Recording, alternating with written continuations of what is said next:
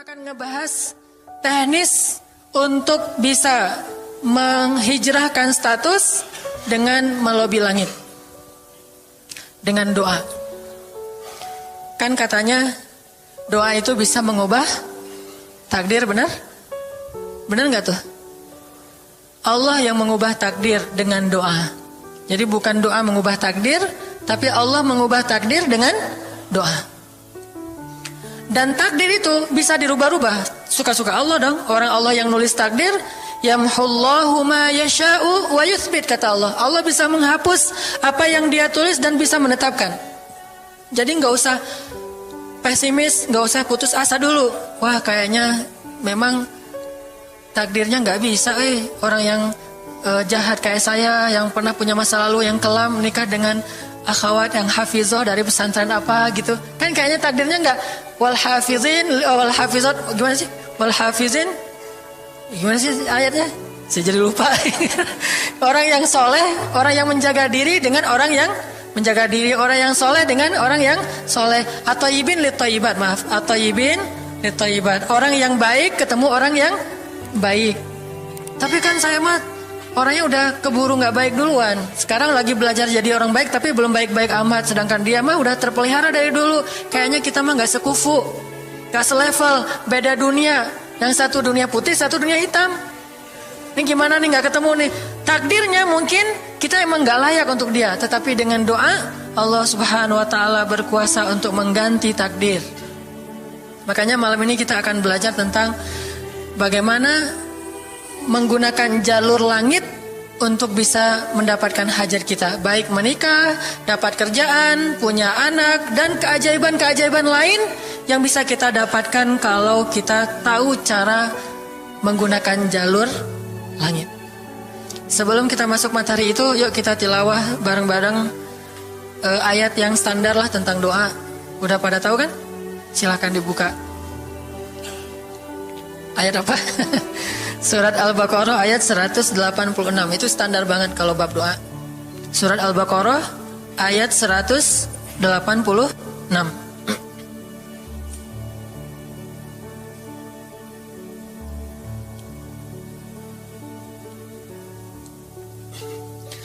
A'udzu billahi minasy syaithanir rajim.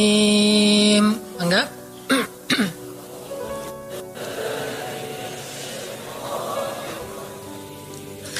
Bismillahirrahmanirrahim.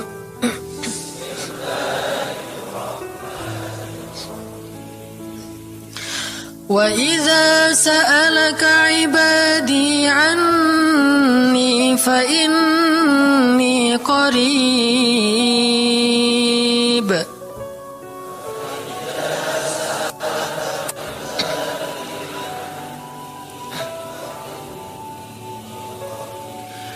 Ujibu da'watad da'i idza da'an.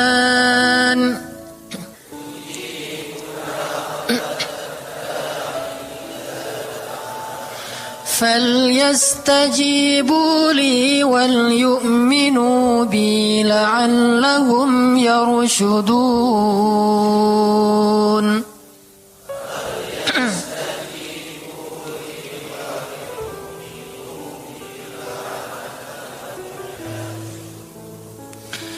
Dan apabila hamba-hambaku bertanya kepadamu tentang aku, maka jawablah bahwasanya aku dekat.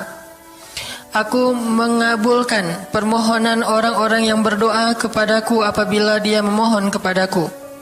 Maka hendaklah mereka memenuhi segala seruanku dan hendaklah mereka beriman kepadaku agar mereka selalu berada dalam kebenaran. Shadaqallahul azim. Teman-teman yang dirahmati Allah subhanahu wa ta'ala, ayat ini adalah ayat, kalau kita kasih judul, ayat ini tuh janji Allah kepada orang yang berdoa. Janji Allah kepada orang yang berdoa. Makanya doa itu benar-benar senjata orang mukmin, melebihi senjata apapun yang dimiliki oleh seseorang. Paling dahsyat itu kalau punya doa. Jadi kalau orang yakin kepada Allah, maka dan keyakinan dia kepada Allah lebih besar daripada keyakinan dia kepada apapun, maka selama dia masih bisa berdoa kepada Allah, dia tenang. Ada masalah dikit, oh Ilahi. Ada masalah dikit, Ilahi. Ada masalah dikit, Rabbi. Terus saja.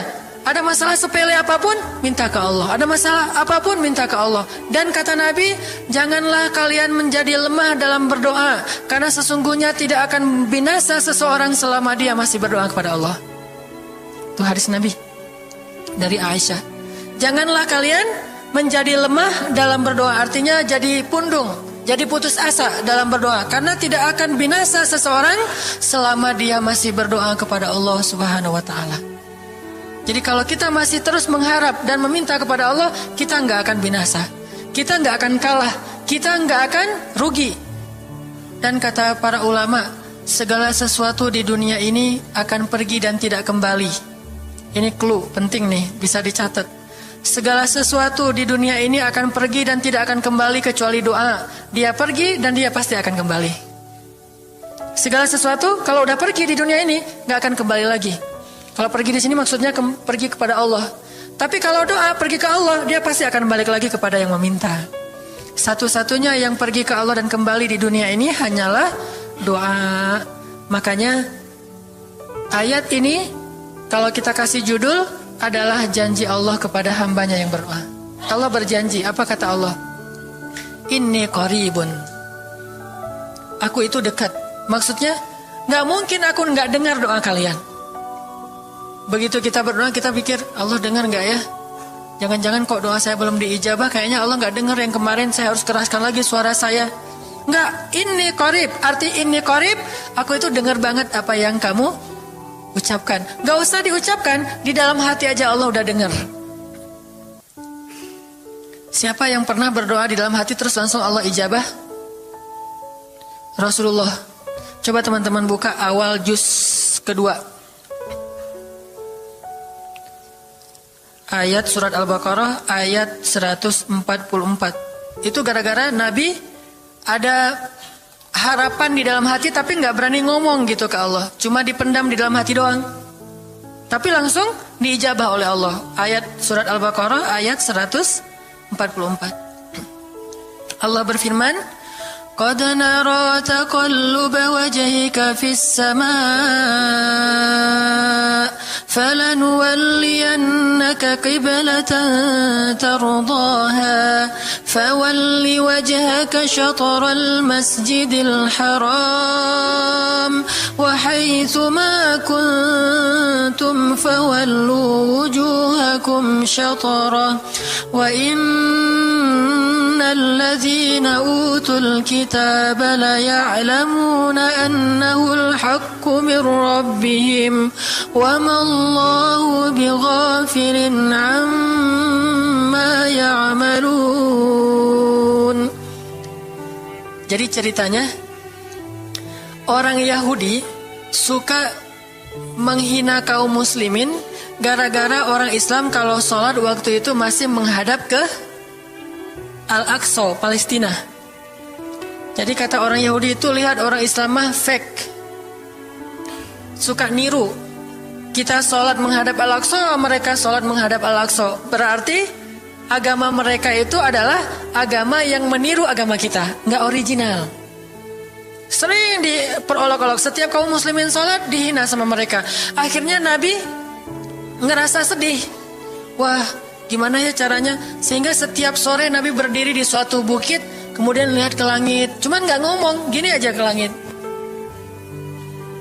Membatin, bayangin, pernah gak teman-teman membatin ke Allah? Ini yang harus kita coba lakukan, belajar membatin kepada Allah. Itu romantis banget. Jadi duduk sendiri, Allah, ngomong gitu dalam hati. Dan yakinlah ini qarib, Allah tuh dengerin. Jangan pikir saya kayak ngomong sendiri, kayak orang kurang waras. Enggak, Allah itu mendengar. Jadi kita batin aja sama Allah, ngomong dalam hati, ya Allah, saya tuh lagi gini, ada masalah. Ngomong dalam hati kita, please Allah, please, gitu ya. Nah, itu kalau kita membatin, inni qaribun wa asirru qaulakum awijharu bih innahu alimun bidzatis sudur. Jadi Nabi nggak enak mau ngomong, ya Allah tolong dong pindahin kiblat dari Masjidil Aqsa ke Masjidil Haram. Soalnya daripada dikata-katain melulu sama orang Yahudi, mau ngomong kayak gitu tuh nggak enak sama Allah. Malu Rasul ke Allah. Masa kiblat aja minta dipindahin. Akhirnya Nabi cuma ngelihat ke langit aja tiap hari. Udah selesai pulang. Besok lihat lagi ke langit. Turunlah ayat ini. Sesungguhnya kami telah melihat bagaimana kamu selalu menengadahkan wajahmu ke langit. Maka kami palingkan kiblat ke arah yang kamu sukai. Coba lihat. Turun wahyu untuk merespon doa Nabi yang bahkan belum diverbalkan. Belum diucapkan dengan kata-kata, tapi Allah udah ngerespon. Ini kan keajaiban doa nih. Cuman kita seringnya ngerasa udah minta berkali-kali kok nggak dikasih-kasih. Kita belajar sekarang. Rasul nggak usah minta pakai verbal, cuman membatin doang dalam hati, Allah udah ngasih. Pernah nggak teman-teman ngerasa kayak gitu? Ada kepengen sesuatu, tiba-tiba terwujud. Pernah kan? Tapi kepengennya yang baik-baik. Pengen misalnya, aduh, saya pengen banget umroh. Cuman mau ngomong kayak gitu mah, saya mah orangnya kayaknya nggak mungkin bisa umroh kalau ngandalin harta. Orangnya nggak mampu, kerjanya juga pas-pasan, gimana mau umroh untuk makan aja susah. Tapi pengen banget dalam hati kita. Dan itu rindunya tuh rindu banget. Setiap kali ngelihat video atau tayangan di TV tentang umroh dan haji, menitikkan air mata. Saking kangennya ke Baitullah. Allah tahu itu dalam hati kita. Tiba-tiba ada jalan. Ada aja jalannya. Dan bisa dikasih sedekah, bisa juga hadiah, bisa juga door prize, bisa juga macam-macam. Pokoknya ada jalan aja, tiba-tiba bisa umroh. Dan saya sering banget membawa orang umroh. Di antara jamaah itu selalu ada 1 atau 2 orang yang umrohnya itu miracle, keajaiban dari Allah. Ketika saya cari tahu alasannya apa, ternyata emang dia dari dulu pengen banget umroh. Cuman gak bisa ngandelin hartanya, Allah kasih jalan yang lain. Bukankah Allah itu memampukan yang diundang, bukan mengundang yang mampu? Kan itu yang sering kita dengar kan? Allah tidak mengundang yang mampu, tetapi memampukan yang diundang. Kalau udah Allah undang, pasti mampu. Kalau Allah nggak ngundang, walaupun dia mampu nggak akan bisa. Jadi Allah bukan mengundang yang mampu, tetapi memampukan yang diundang. Sehingga kita kalau hati kita kayaknya pantas diundang, Allah undang tuh. Begitu juga dalam urusan rezeki. Aduh, saya pengen kerjaan yang kerjaannya itu lebih halal, lebih nyaman, bisa sholat berjamaah tepat waktu, ada waktu juga buat keluarga, bisa juga berdakwah ke teman-teman. Akhirnya membatin kita itu karena kuat banget, Allah wujudkan. Ini artinya Allah qaribun, Allah maha dekat. Sehingga kalau kita pengen doa kita itu powerful, belajar dari as-siqah billah. Tips pertama adalah as-siqah billah. Percaya deh sama Allah. Percaya sama Allah. Jangan berdoa dengan ragu-ragu. Kayak kita datang kepada seseorang untuk minjem duit, tapi kita ragu. Dia nih kayaknya orangnya susah kalau dipinjemin. Kalau minta dipinjemin gitu. Ini saya lagi ada masalah dikit nih. Boleh minta bantu nggak? Apa? Gimana ya ngomongnya? Susah ngomongnya tuh ragu-ragu gitu kan ya. Akhirnya kita ngomongnya tuh nggak enak, nggak nyaman, membuat dia juga ngasih ke kita juga ragu-ragu. Akhirnya nggak nyaman tuh hubungan kita sama dia. Tapi kalau kita yakin banget sama dia orangnya baik, kalaupun dia nggak ngasih dengan cara yang kita minta, kita yakin bahwa dia tuh pasti akan nolong kita. Sehingga kita akan curhat masalah kita itu dengan tulus. Bahwa kita punya masalah kayak gini-gini, bukannya kita mau minta-minta, cuman sifat dari manusia itu saling tolong menolong. Kita beritahu masalah kita dan kita yakin dia pasti akan nolong kita. Kalau nggak bisa ngasih duit, dia akan minta tolong kepada orang lain yang mungkin bisa membantu kita. Dia akan ngasih link, dia akan memediasikan kita. Oh, aduh maaf ya, saya juga lagi sekarang lagi butuh uang. Ini lagi nabung-nabung juga, sama kita mah lagi sama-sama pengen hijrah status. Cuman nih saya kenal ada temen nih yang dia alhamdulillah orangnya tuh suka banget bantu orang lain. Mungkin saya bisa merekomendasikan, saya bisa bantu kamu, ayo kita jalan bareng ngomong sama temennya. Pokoknya kita yakin dia bisa nolong. Nah kalau kita yakin, percaya sama Allah, Allah itu gak butuh perantara. Allah bisa nolong kita dengan cara apapun. Walaupun takdirnya udah ditulis kamu tuh gak akan punya istri sampai meninggal dunia. Ya Allah masa gitu sih, gak akan punya istri. Ya Allah, tapi gimana masa saya mau hidup sendiri terus? Kamu gak akan punya istri, kata malaikat teh. Ini orang doanya katakan malaikat dengerin doa kita ya. Kalau di hati malaikat nggak tahu, tapi kalau di lisan kita doa, ya Allah beri saya seorang suami yang benar-benar bisa mendidik agama saya. Kata malaikat, Neng, ganti doa yang lain aja tuh Neng. Itu mah takdirnya udah ditulis, Neng gak akan punya suami, kata malaikat. Kita mah walaupun malaikat ngomong gitu, biarin aja. Ya Allah, Engkau Maha Rahman, Maha Wadud, Engkau bisa mengubah takdir. Kata malaikat, ya juga sih, cuman takdirnya udah ditulis Neng. Ya Allah, terus aja tiba-tiba tok, assalamualaikum, waalaikumsalam. Ayahnya nemuin, ternyata pas kita nguping dari kamar, wah itulah calon pangeran kita yang datang untuk melamar kita, calon raja, calon imam.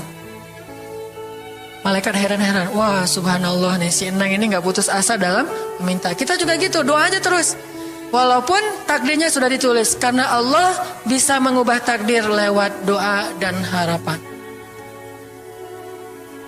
Masih ingat cerita seorang ibu di zaman Nabi Musa dulu?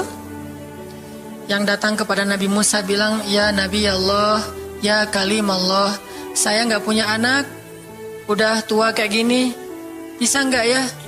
Saya minta tolong Nabi Musa doa kepada Allah supaya saya punya anak. Kata Nabi Musa, bisa aja sih, nggak apa-apa ibu. Ya udah saya doain, ya Allah, ini ada ibu minta anak. Kata Allah, ya Musa bilang ke dia nggak akan punya anak, itu sudah takdirnya. Kata Nabi Musa, ibu maaf, udah ada jawaban nih dari Allah. Gimana ya Nabi Musa? Allah bilang takdir ibu nggak akan punya anak. Oh gitu ya, ya udah deh pulang. Sampai di rumah, ya Rahim, doa aja terus. Besok datang lagi, karena dia pengen tahu kabar dari langit. Nabi Musa itu bisa bicara ke langit. Ya Nabi Allah, saya mau tahu nih, kira-kira Allah sudah memperkenalkan belum ya permintaan saya? Permintaan apa? Pengen punya anak. Tapi kan kemarin udah, kata Allah takdirnya gak akan punya anak. Ya coba aja dulu sekali lagi, siapa tahu sudah mau. Sekarang Allah memperkenankan. Wah ini benar-benar dia husnuzan sama Allah. Siqah, percaya sama Allah. Gak percaya kepada yang lain, percaya sama Allah aja. Nabi Musa karena udah terus aja direngekin minta gitu. Nabi Musa bilang, ya Allah, ini ada ibu yang kemarin, gimana dong ya Allah? Kata Nabi Musa, kata Allah, ya Musa, takdirnya dia gak akan punya anak. Bilang sama dia, ibu, udah terima aja takdir ibu gak akan punya anak. Oh ya, pulang lagi. Ya Rahim, terus aja sepanjang malam, sepanjang hari doa. Berhari-hari datang lagi kepada Nabi Musa. Ya Nabi Allah, udah berubah belum? Udah mau belum Allah ngasih saya anak? Kan udah kemarin takdirnya, tapi coba lagi, sekali lagi aja. Nabi Musa minta lagi ke Allah, kata Allah masih yang sama, pulang lagi. Gak datang-datang lagi ke Nabi Musa. Setelah beberapa bulan, datang-datang bawa bayi. Assalamualaikum, udah semangat sekarang, beda gitu ya. Kalau dulu Assalamualaikum, melas gitu ya. Sekarang Assalamualaikum, Nabi Musa. Kata ibu, ibu yang kemarin? Ya itu siapa? Anak saya. Anak ibu? Anak kandung maksudnya, bukan nyuri. Nggak, anak kandung saya ini Nabi Musa. Wah, Nabi Musa nggak wah sih, subhanallah kalau Nabi Musa. Kalau saya mah wah gitu ya. Kalau Nabi Musa, masya Allah. Nabi Musa tanya ke Allah, ya Allah, itu ibu yang kemarin katanya takdir nggak akan punya anak, kok bisa punya anak? Ceritanya gimana Allah? Ceritain dong. Saya kok nggak update gitu informasinya, kata Nabi Musa. Allah ngasih update. Kata Allah, Musa, setiap kali aku bilang dia gak akan punya anak, dia terus berdoa dengan menyebut Ya Rahim, Ya Rahim. Allah itu kan senang banget dipuji, dan Allah lebih berhak untuk dipuji. Kalau kita senang dipuji gak baik, kalau Allah senang dipuji emang punya hak untuk dipuji kan. Allah senang dipuji. Dia bilang Ya Rahim, kamu bilang gak akan punya anak, dia bilang Ya Rahim, terus saja berharap. Wahai Musa, sesungguhnya rahmatku mendahului takdir. Rahmatku mendahului takdir. Akhirnya dengan sifat rahim, Allah mengubah takdir ibu ini. Walaupun secara ilmiah gak mungkin punya anak karena sudah menopause. Tetapi Allah yang memiliki kekuasaan atas segala sesuatu. Nah, tips pertama adalah kalau kita pengen doanya powerful, melahirkan mukjizat dan keajaiban, adalah athiqah billah. Harus percaya sama Allah. Pertama, percaya bahwa Allah Subhanahu wa taala itu Maha Kuasa mengubah apapun yang dia kehendaki. Apa yang Allah ingin, Masya Allah, kan pasti terjadi. Wa man lam yasha lam yakun. Kalau Allah gak pengen, gak akan terjadi. Jangan suuzon sama Allah terus bilang, gak enak banyak minta, amal saya sedikit, mending saya beramal aja gak usah banyak minta. Jangan memperlakukan Allah seperti kita memperlakukan makhluk. Orang kalau kita banyak minta, dia akan kesulitan. Lama-lama dia akan merasa terganggu. Tapi Allah kalau nggak diminta, dia marah. Manusia kalau kita minta banyak-banyak, dia marah. Allah kalau kita nggak minta, dia malah marah. Masya Allah ya. Luar biasa. Allah tuh senang banget kalau hambanya meminta. Sehingga di antara hamba yang paling Allah cintai, di antara hamba-hambanya, hamba yang paling banyak menengadahkan wajah dan telapak tangannya. Ilahi, ilahi. Minta sama Allah. Allah tuh suka banget diminta. Orang yang suka meminta itu bahasa Arabnya awwahun. Inna Ibrahim la'awwahun halim. Ibrahim itu hamba yang awwahun halimun. Awwah halim. Halim itu artinya menahan amarah. Awwah da'a. Da'a artinya banyak berdoa. Kalau da itu berdoa. Kalau da'a senang banget doa. Ada masalah dikit, ilahi, Rabbi, ngadu aja ke Allah, manja gitu. Dan Allah tuh senang banget dengan hamba yang kayak gitu. Sehingga sampai Nabi mengatakan, mintalah kepada Allah walaupun cuman garam. Garam aja minta ke Allah. Sepele banget masalah kita. Ya Allah, mudah-mudahan nanti nggak macet ya. Minta sama Allah. Kok macet ya Allah? Ya biar kita sabar. Udah tahu jam macet berangkatnya telat gitu ya. Jangan salahin Allah. Tapi minta, bilang, biasakan kita tuh komunikasi sama Allah dengan manja. Ya Allah, mudah-mudahan saya bisa jawab ujiannya. Udah belajar sih ya Allah, cuma nggak tahu kan semuanya di tanganmu. Minta ke Allah. Bismillahirrahmanirrahim. Makan ya Allah, ini rezeki darimu. Makasih ya, makan. Kalau bahasa lainnya makasih, alhamdulillah. Alhamdulillahilladzi at'amani hadza wa razaqanihi min ghairi haulin minni wala quwwah. Hafal tuh? Kalau nggak hafal, udah aja bismillah lah. Alhamdulillah gitu. Bismillah ya Allah, masya Allah nih rezeki darimu. Udah selesai makan, udah sendawa gitu. Alhamdulillah, Allah baik banget. Ngomong sama Allah, sering-sering komunikasi sama Allah. Dan Allah itu wa huwa ma'akum aina ma kuntum. Dia bersama kalian dimanapun kalian berada. Bersama ya, bukan ada. Kalau ada itu beda. Allah di mana-mana itu beda. Tapi Allah bersama kalian itu artinya Allah melihat, Allah mendengar, Allah menyaksikan, Allah mencatat, Allah maha menilai bersama kita. Kalau ada, dia bertempat. Sehingga nanti kalau ada anak bilang, "Mah, Allah di mana?" Allah ada di mana-mana, Dek. Ntar dia malah karena cerdas, kalau gitu di WC juga ada, kan nggak boleh kan? Ini jawaban yang keliru, kurang filsafat. Allah itu bukan ada di mana-mana. Allah bersama kita dimanapun kita berada. Itu beda. Kalau bersama, ma'iyah artinya Allah melihat, menyaksikan, mendengar, menghargai, dan terus memelihara dimanapun. Sehingga nggak usah khawatir bahwa ini mah nggak di masjid, nggak apa-apa. Selama bukan di tempat yang najis, seperti di kamar mandi atau di mana yang tempat-tempat yang nggak boleh, kita itu mah nggak. Tapi yang di tempat yang umum, di pasar, di jalan, lagi di kendaraan, di dalam masjid, di luar masjid, Allah, ilahi, Rabbi. Kalau perlu lebih lebih manja lagi, pakai irama dikit, Allah gitu. Kayak orang manggil temennya gitu. Atau kita miss call Allah dulu.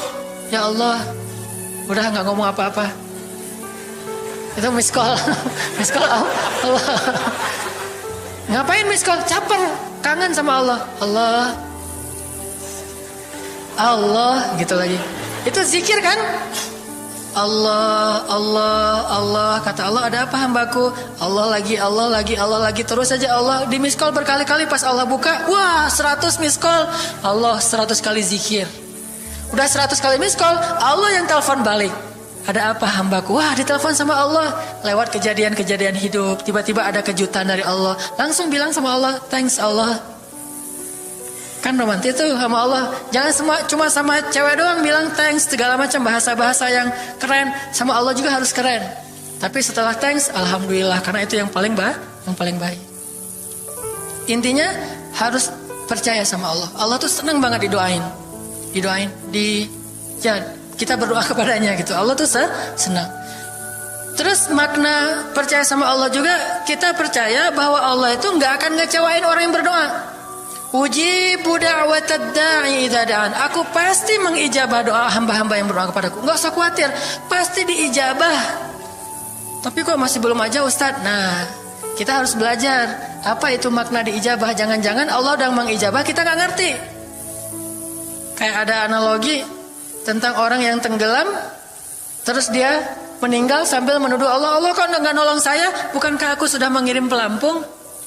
Jadi pelampung itu cara Allah menolong kita. Kita berharap ditolongnya tiba-tiba selamat aja di pantai. Nggak kayak gitu. Allah punya cara. Sehingga kita harus belajar memahami maksud Allah. Allah maksudnya apa?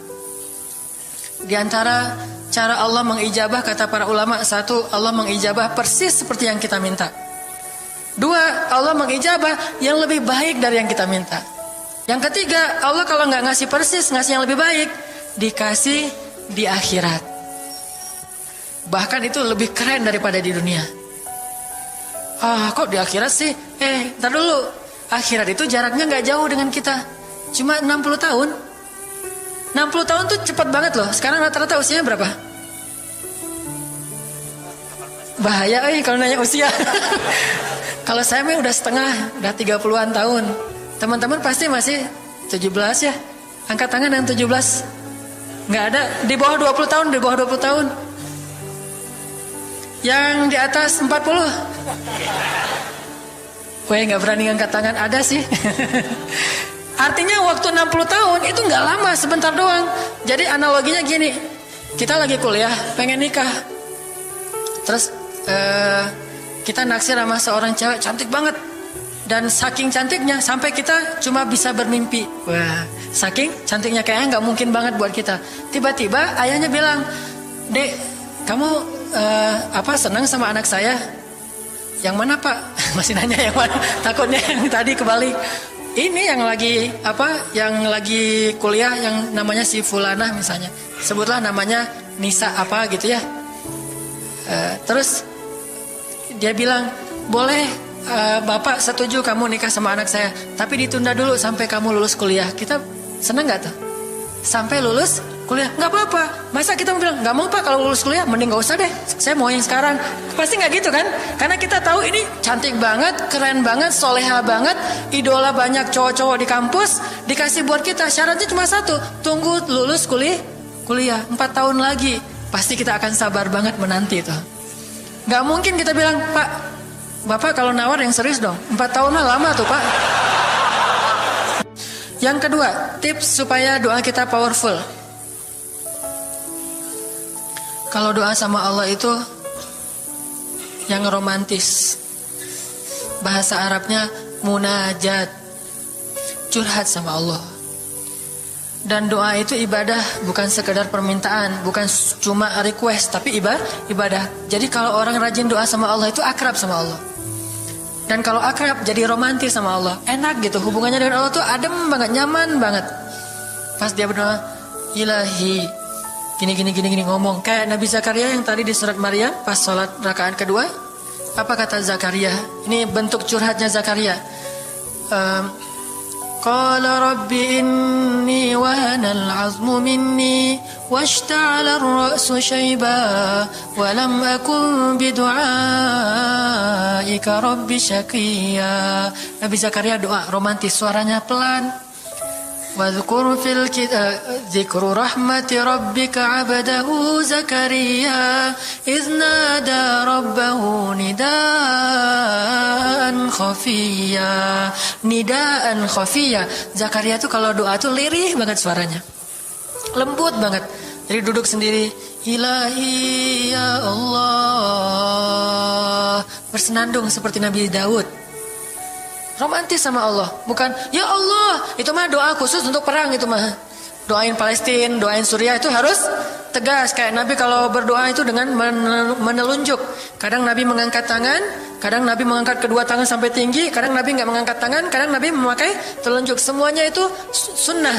Dan kita saling debat masalah, nggak boleh angkat tangan. Kadang Nabi mengangkat tangan, kadang Nabi tidak mengangkat tangan, kadang Nabi malah menunjuk gini. Kalau urusannya bab perang, biasanya gini. "Ya Allah, ya Allah," bukan nyuruh Allah ya. Beda kesannya nunjuk Arab dengan nunjuk Indonesia. Kalau Arab, ngapain lo nunjuk gue? Kan gitu ya. Kalau Allah mah nggak kayak gitu. Allah pakai bahasa Arab, jadi pakai filsafat Arab. Nunjuk itu maknanya sangat berharap dan tegas gitu. Jadi kita doa pelan, "Ya ilahi, inni wahana al-'azmu minni washta'ala ar-ra'su shayba wa lam akun bidu'aika rabbi syaqiyya." Ya Allah, tulang saya udah lemah, rambut saya sudah beruban semuanya, tidak ada satu helai pun yang hitam. Tapi saya belum pernah berputus asa dari berdoa kepadamu ya Allah. Ini namanya curhat. Wa inni khiftul mawaliya min warai. Ya Allah, saya takut banget kalau saya meninggal tidak ada yang meneruskan dakwah saya, sedangkan Bani Israel itu mudah tergelincir. Fahabli min ladunka waliya. Ya Allah, beri saya seorang anak. Walaupun istri saya sudah mandul, tapi saya terus berharap kepadamu ya Allah. Ya Allah, please gitu. Waj'alhu rabbi radiyya. Ya Allah, jadikan anak itu yang sangat engkau ridhoi. Minta Nabi Zakaria ke Allah. Tiba-tiba dapat kejutan. Ya Zakaria, inna nubashiruka bi ghulam. Wahai Zakaria, bergembiralah, kamu akan punya seorang anak laki-laki. Itu hasil curhat ke Allah. Langsung Allah kasih nama. Ismuhu Yahya, lam naj'al lahu min qablu samiyya. Namanya Yahya, kata Allah. Jangan cari lagi di Google. Udah ada namanya tuh, nggak perlu lagi nyari di googling gitu nama yang bagus apa gitu kan ya. Lagi serius-serius. Ismuhu Yahya, itu sebaik-baik nama. Namanya datang dari langit. Ismuhu Yahya, lam naj'al lahu min qablu samiyya. Belum pernah ada anak sesoleh dia di muka bumi. Wah, ini first nih, anak paling soleh. Terus kata Allah, wahananan, anaknya lemah lembut, wazakatan, anaknya suci, wataqiya, anaknya bertakwa, namanya Hanan At-Taqi. Itu mah doa ya, bukan GR. Karena saya juga belum bertakwa. Hanya Allah yang tahu siapa yang paling bertakwa. Terus apalagi sifatnya? Wa barram biwalidayhi. Anaknya sangat berbakti kepada orang tua. Allah kasih spesifikasi anak yang Allah pengen ngasih ke Zakaria. Itu luar biasa sifat-sifatnya. Wa barran biwalidayhi. Gak pernah nyakitin orang tua. Walam yakun jabbaran asiyya. Gak pernah berlaku kasar, tidak pernah bermaksiat, gak pernah berdosa tuh Yahya. Wassalam, Allah menjaga dia.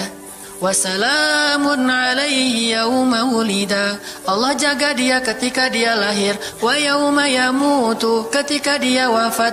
Wa yauma yub'atsu hayya, ketika dia dibangkitkan. Wah, ini dijamin dunia akhirat sama Allah. Hasil munajat.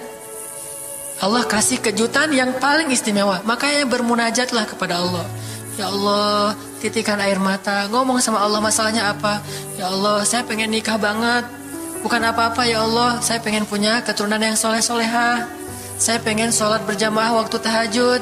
Saya pengen diimami oleh seorang imam yang baik bacaannya, yang soleh. Saya pengen mendidik anak saya berdua dengan pasangan saya. Saya pengen yang baik-baik, sebutin. Pengennya kita, hajat kita itu apa. Cuman ya Allah, saya kurang modal. Ngomong Allah kayak gitu. Gak apa-apa pakai gaya-gaya kita sendiri, gaya Sunda, gaya apa, bebas lah. Ya Allah, kurang modal banget, gimana nih ya Allah. Tapi kan engkau maha kaya ya Allah, bilang gitu. Dan Allah akan mengatakan, lihat hambaku memujiku. Kan kayak kita bilang Alhamdulillahi Rabbil Alamin. Allah bilang, hambaku memujiku. Ar-Rahmanir-Rahim, hambaku mengagungkanku. Maliki Yaumiddin, hambaku gimana sih hadisnya tuh? Kan gitu kan ya. Allah merespon setiap ucapan hambanya. Jadi kita bilang, tapi kan engkau maha kaya ya Allah. Oh iya benar. Cuman saya belum juga nemu siapa calonnya ya Allah. Nah, tapi kan engkau maha tahu ya Allah. Oh iya. Nanti Allah tiba-tiba dalam mimpi disebutin gitu. Wah, jelas spesifikasinya, wajahnya kayak gini, senyum-senyum ke kita di dalam mimpi gitu ya. Terus kasih kartu nama. Pas kita bangun ternyata kartu namanya ada di tangan kita. Cie, kayak di film. Bisa gitu. Tiba-tiba ke save di HP kita ada nama yang saya perasaan nggak pernah nge-save nomor ini deh. Malaikat yang nge-save. Itu semuanya mukjizat dari Allah. Nggak usah khawatir. Allah punya cara. Tadi mah walaupun herai, tapi sebetulnya pesannya adalah Allah itu punya banyak cara untuk menolong hambanya. Tidak usah kita atur gimana caranya. Bukan kita yang mengatur caranya, kita hanya bermohon kepada Allah. Allah yang punya sekian banyak cara. Allah bisa pakai cara ilmiah, bisa cara yang tidak ilmiah, bisa cara yang berlawanan dengan ilmiah. Ilmiah itu kan ciptaan Allah. Jadi jangan mengukur dengan logika kita. Tapi mengikhtiar dengan logika kita harus. Kalau ikhtiar harus ilmiah. Tapi kalau iman gak perlu ilmiah. Sakit, ikhtiarnya ke dokter, tapi yakinnya nggak boleh yakin sama dokter.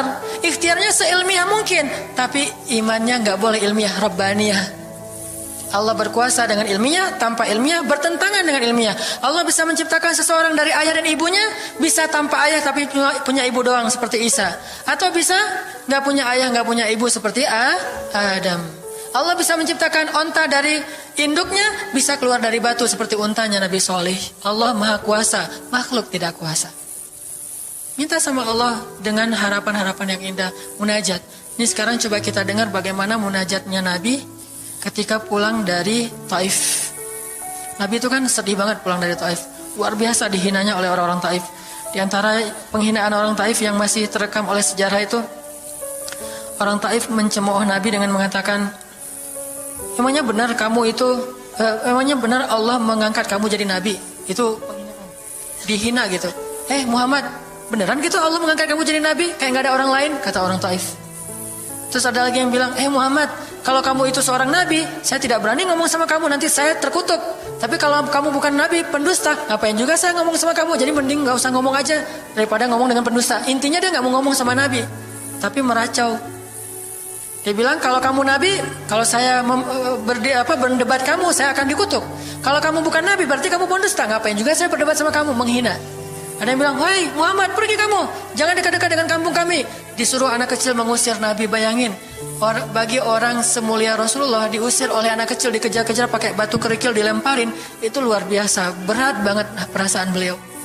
Sama anak kecil, sama perempuan, sama budak-budak. Yang laki-lakinya tuh hanya bersorak di belakang. Perempuannya, bagi orang Arab, dihina oleh perempuan. Itu luar biasa penghinaannya.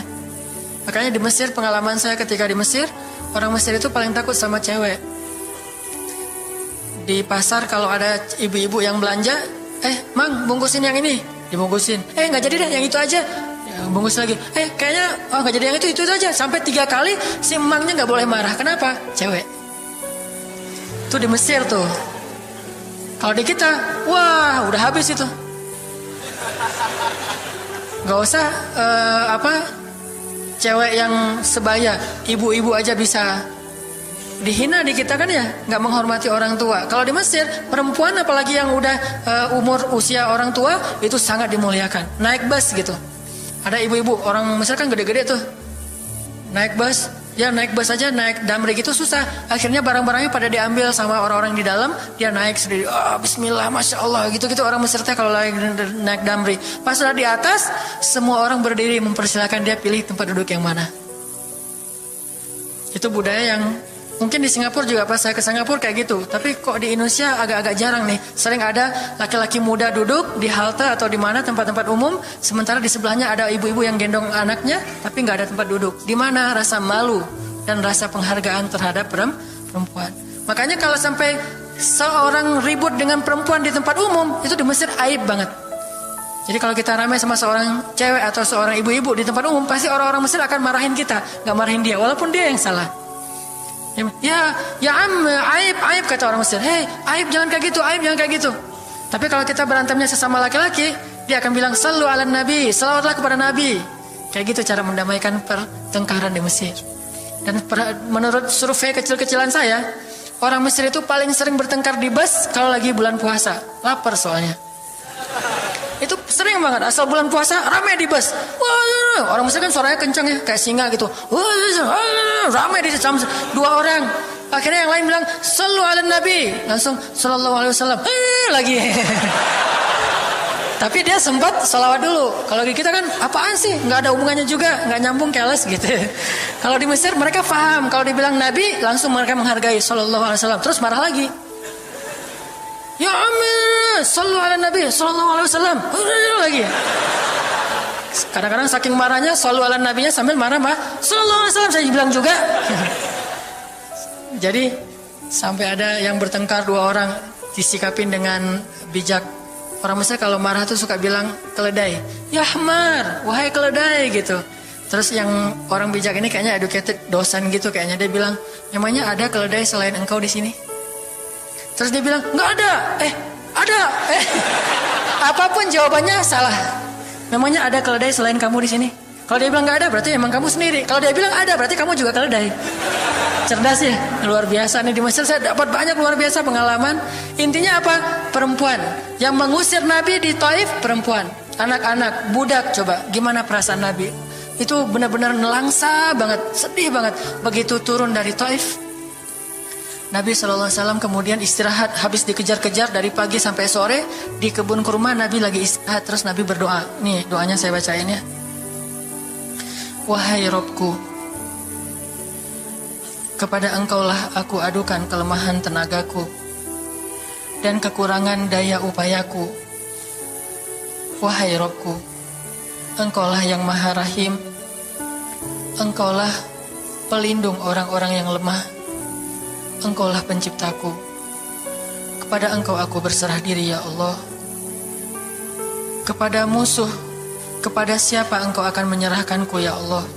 Kepada musuh yang akan mencelakaiku, atau kepada keluarga yang akan membantu urusanku?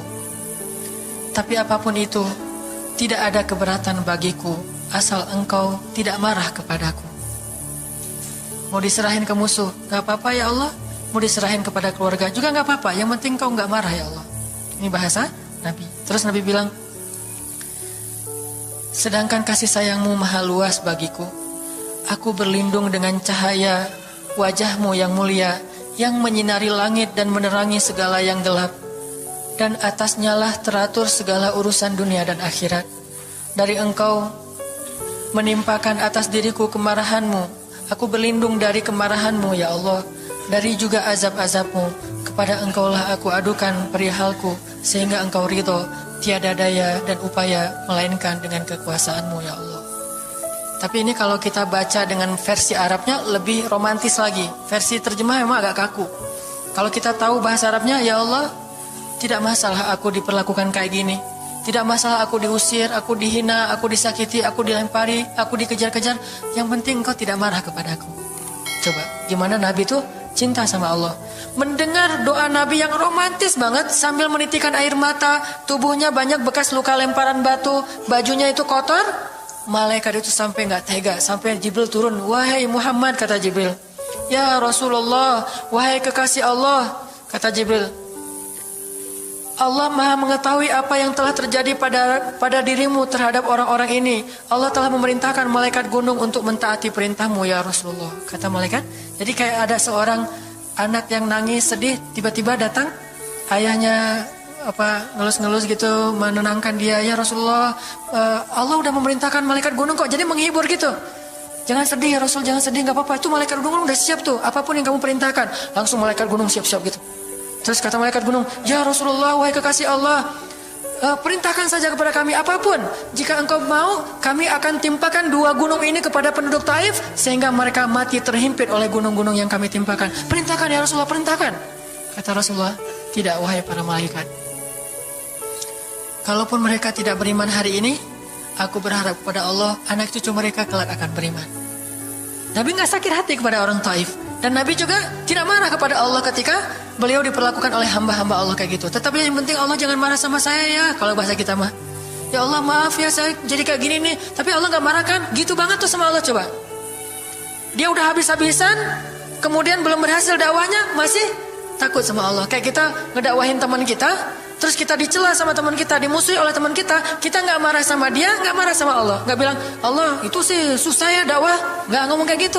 Ya Allah maaf ya dia belum menerima dakwah saya. Ini pasti karena saya gak benar nih nyampainnya. Ya Allah jangan marah ya sama saya, besok saya coba lagi gitu sama Allah. Terus ke orangnya gak marah karena mungkin dia fa'innahum la ya'lamun, mereka tidak mengerti. Besok akan dicoba lagi, didakwahin lagi, diajak lagi, terus aja kayak gitu. Ini munajat Nabi kepada Allah SWT. Sehingga gara-gara munajat itu malaikat turun. Sama kayak munajat curhatnya Nabi Yunus.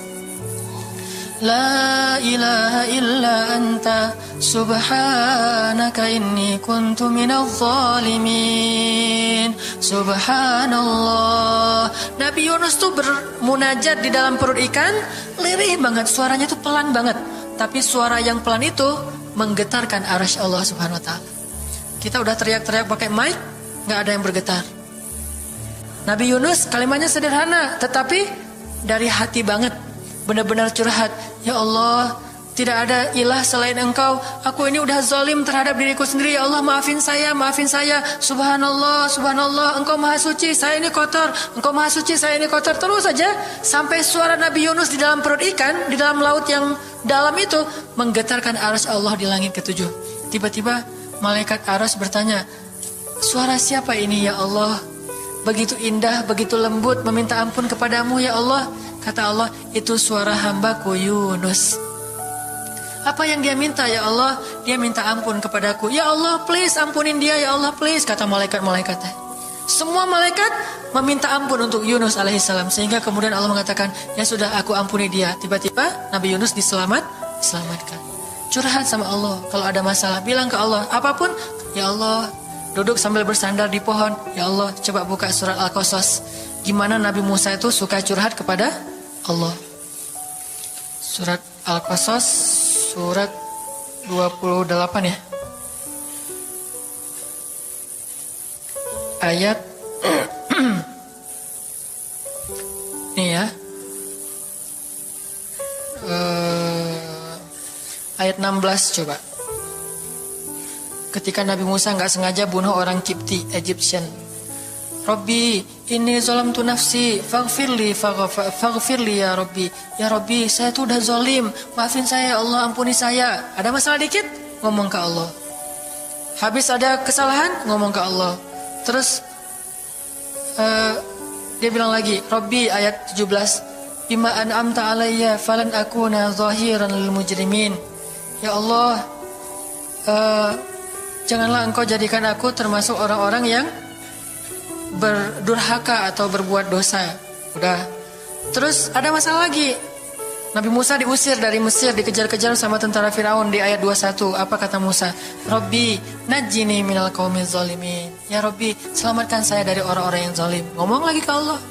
Udah, Nabi Musa pergi sekarang. Kemana perginya? Dari Mesir ke Yordania, Madian kalau bahasa dulu. Pergi tuh. Begitu pergi ke Madian, bilang lagi ke ayat 22. Asa Rabbi ayyahdiyani sawa asabil. Mudah-mudahan Allah kasih saya jalan ya. Ya Allah, tunjukin dong saya jalan harus kemana nih. Saya nggak tahu harus kemana larinya. Allah tunjukin. Jalan sampai ke Madian. Begitu udah selesai adegan menolong dua orang perempuan yang sedang memberi minuman ternak, Nabi Musa capek kan? Udah seharian jalan, kemudian kurang makanan, sendiri, nggak jelas negeri yang beliau tuju. Akhirnya beliau bersandar di sebuah pohon di ayat 24. Terus beliau mengatakan, Rabbi, inni lima anzalta ilayya min khairin faqir. Ya Allah, saya butuh banget kebaikan darimu ya Allah. Saya sekarang lapar, saya haus, saya nggak punya tempat tinggal. Saya sangat butuh kepada kebaikan darimu. Bilang ke Allah. Tiba-tiba habis doa kayak gitu, datanglah cewek itu dengan malu-malu kan. Ayat berikutnya, ternyata cewek itu adalah bakal jadi istri Musa. Jadi kalau ada apa-apa bilang ke Allah. Gak sengaja ngelihat Instagram, oh ada yang cantik, Rabbi, yang ini nih, yang saya gak sengaja gitu. Tapi jangan dikepoin ya, dan jangan terlalu lama ngelihatnya, sekilas saja. Atau minimal kalau nggak yang ini, yang kayak gini, ya Allah, ya Allah, gitu. Ngomong nanti ketika selesai sholat. Makanya banyak-banyak doa sama Allah. Dan yang romantis, yang lembut, banyak-banyak berzikir. Jadi sebelum doa itu tasbih dulu. Tasbihnya dengan bahasa yang kita nyaman. Subhanallah, subhanallah boleh. Atau dinyanyikan juga nggak masalah dengan suara yang baik. Bukankah Nabi menyuruh kita menghiasi Al-Quran itu dengan suara kita? Dan diantara isi Al-Quran adalah zikir. Kita bisa bilang Subhanallah, Subhanallah, Subhanallah. Coba kayak gitu malam hari sendiri. Pasti orang yang lewat dekat rumah kita bakalan lari gitu ya, dikirain ada soal. Malam hari zikir di kos-kosan gitu, pada teman-teman pada kabur semuanya. Dikirain ada yang gentayangan. Subhanallah, subhanallah, subhanallah. Jadi kalau teman-teman bersiul, bersiullah dengan zikrullah. Daripada kita bersiul dengan lagu-lagu yang misalnya hanya irama biasa kan ya. Saya udah gak hafal ya lagu-lagu terbaru. Yang dulu-dulu mah yang saya tahu paling kau hancurkan hatiku, hancurkan. Nah gitu aja bersiulnya di mobil, kau hancurkan hatiku. Mending kita subhanallah, subhanallah, subhanallah, subhanallah, subhanallah, subhanallah. Biasain aja bersiul dengan nama Allah. Itu namanya miss-callin Allah. Sehingga nanti Allah akan melihat, wah ada hambaku nih menyebut-nyebut nama aku, kan di miss-call tuh caper dulu. Udah gitu baru ya Allah, baru minta sama Allah. Jadi, kalau kita mau munajat, mau romantis, mau curhat sama Allah, sebut nama Allah, agungkan kebesaran Allah, berselawat kepada kekasih Allah yaitu Rasulullah sallallahu alaihi sayyidina Muhammad. Mau pakai sayyidina mangga, enggak pakai sayyidina mangga, yang penting jangan ribut bab sayyidinanya. Mau doa aja, enggak ada tuh sayyidina, rame kan? Enggak ini berdoa ada jadi debat kan ya, komen, udah aja enggak masalah. Mau pakai sayyidina mangga, enggak pakai sayyidina juga enggak masalah, tergantung mazhab. Ada yang nyaman harus pakai sayyidina karena saya cinta sama Rasulullah. Ada yang nyaman saya justru karena cinta sama Rasulullah, nggak mau nambah-nambah kayak gimana Nabi mengucapkan aja, mangga. Yang penting salawat. Allahumma sholli ala Muhammad, Allahumma sholli ala sayyidina Muhammad. Baru minta, ya Allah saya lagi ada masalah gini nih ya Allah, sebutin, curhat sama Allah. Dengan demikian doa kita akan diijabah insya Allah. Tapi ini baru berapa nih? Baru 2 ya. Ada beberapa tips untuk doa yang powerful. Insya Allah ini akan kita lanjutkan pada pertemuan yang akan datang. Gak usah terburu-buru, yang penting bisa diamalkan.